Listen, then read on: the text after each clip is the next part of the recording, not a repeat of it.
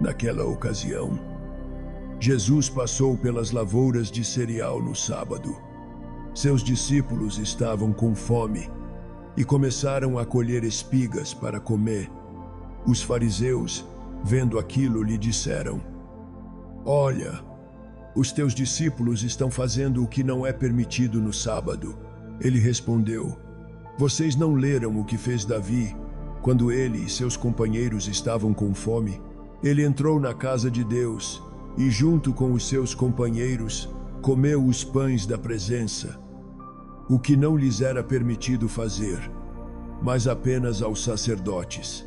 Ou vocês não leram na lei que, no sábado, os sacerdotes no templo profanam esse dia e, contudo, ficam sem culpa? Eu digo a vocês que aqui está o que é maior do que o templo. Se vocês soubessem o que significam estas palavras: desejo misericórdia, não sacrifícios, não teriam condenado inocentes. Pois o Filho do Homem é Senhor do sábado." Saindo daquele lugar, dirigiu-se à sinagoga deles, e estava ali um homem com uma das mãos atrofiada. Procurando um motivo para acusar Jesus, eles lhe perguntaram: "É permitido curar no sábado?"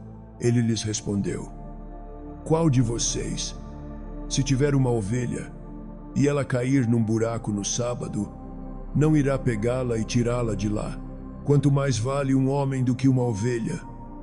Portanto, é permitido fazer o bem no sábado." Então ele disse ao homem: "Estenda a mão." Ele a estendeu e ela foi restaurada e ficou boa como a outra. O servo escolhido por Deus. Então os fariseus saíram e começaram a conspirar sobre como poderiam matar Jesus. Sabendo disso, Jesus retirou-se daquele lugar. Muitos o seguiram, e ele curou todos os doentes que havia entre eles, advertindo-os que não dissessem quem ele era.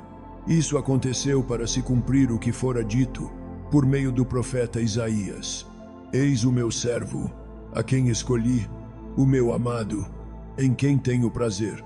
Porei sobre ele o meu espírito, e ele anunciará justiça às nações.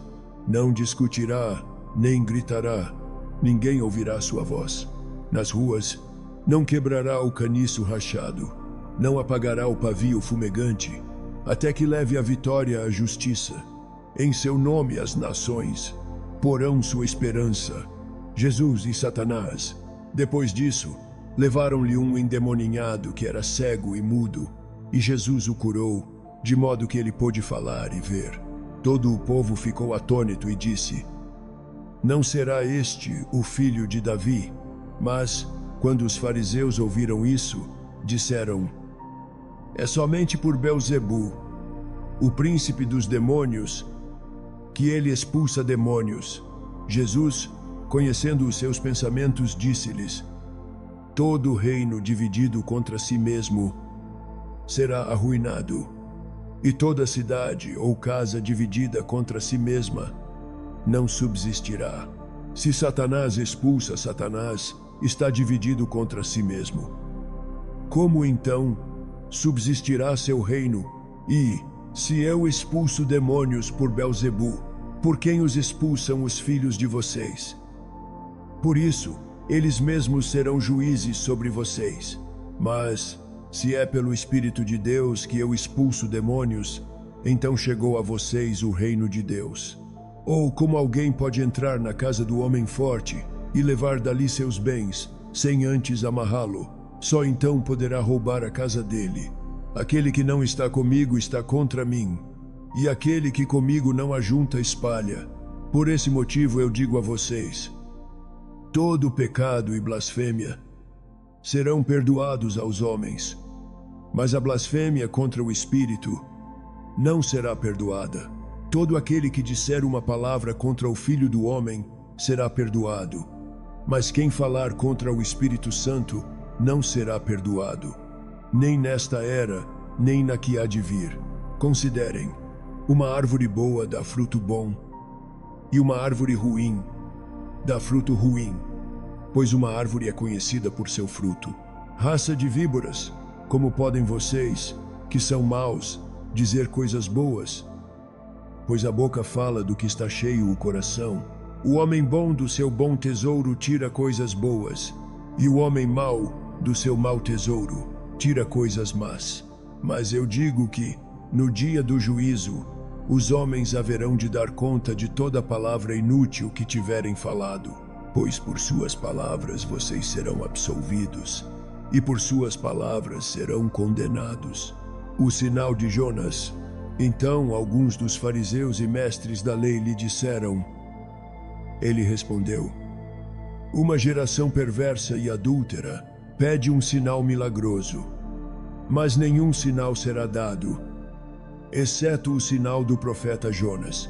Pois assim como Jonas esteve 3 dias e 3 noites no ventre de um grande peixe, assim o Filho do Homem ficará 3 dias e 3 noites no coração da terra. Os homens de Nínive se levantarão no juízo com esta geração e a condenarão, pois eles se arrependeram com a pregação de Jonas. E agora está aqui o que é maior do que Jonas. A rainha do sul se levantará no juízo com esta geração e a condenará, pois ela veio dos confins da terra para ouvir a sabedoria de Salomão. E agora está aqui o que é maior do que Salomão. Quando um espírito imundo sai de um homem, passa por lugares áridos procurando descanso. Como não o encontra, diz: voltarei para a casa de onde saí. Chegando, encontra a casa desocupada, varrida e em ordem. Então vai e traz consigo outros 7 espíritos piores do que ele, e, entrando, passam a viver ali. E o estado final daquele homem torna-se pior do que o primeiro. Assim acontecerá a esta geração perversa. A mãe e os irmãos de Jesus. Falava ainda Jesus à multidão, quando sua mãe e seus irmãos chegaram do lado de fora, querendo falar com ele. Alguém lhe disse: tua mãe e teus irmãos estão lá fora e querem falar contigo. Quem é minha mãe? E quem são meus irmãos? Perguntou ele. E estendendo a mão para os discípulos, disse: aqui estão minha mãe e meus irmãos. Pois quem faz a vontade de meu Pai que está nos céus, este é meu irmão, minha irmã e minha mãe.